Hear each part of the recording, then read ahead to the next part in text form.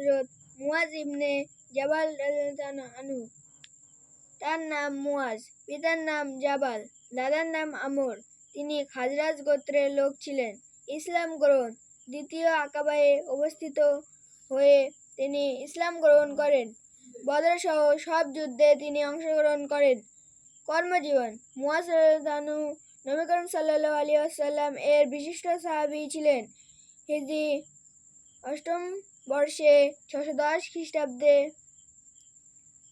মক্কা বিজয়ের পর রাসূল সাল্লাল্লাহু আলাইহি ওয়াসাল্লাম তাকে মক্কায় মুআল্লিম ও মুফতি হিসেবে নিয়োগ করেন।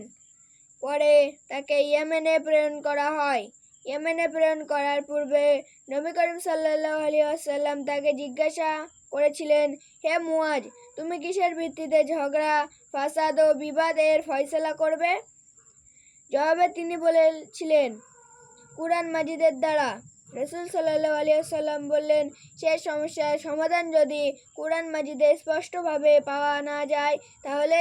জবাবে তিনি বললেন, তাহলে রাসূল সাল্লাল্লাহু আলাইহি ওয়াসাল্লাম এর সুন্নাহর আলোকে ফয়সালা করব। রাসূল সাল্লাল্লাহু আলাইহি ওয়াসাল্লাম পুনরায় তাকে জিজ্ঞেস করলেন, যদি তাতেও তা না পাওয়া যায় তাহলে? জবাবে তিনি বললেন, তখন আমি আমার রায় ও বুদ্ধি এবং ফিকহ এর দ্বারা ইজতিহাদ সমাধান করব। ব্যক্তিত্ব। রাসূল সাল্লাল্লাহু আলাইহি ওয়াসাল্লামের সাহাবীদের মধ্যে ফিকহ শাস্ত্রে বিশেষ পারদর্শী সাহাবীদের মধ্যে হযরত মুয়াজ ইবনে জাবাল ছিলেন অন্যতম। কর্মজীবন।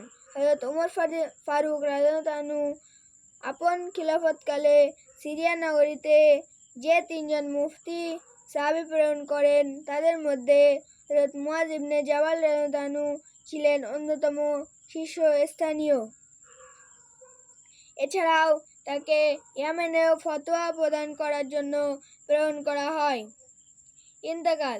এই মহান সাহাবী হিজরি 18 সালে প্লেগ রোগে আক্রান্ত হয়ে সিরিয়ায় ইন্তেকাল করেন।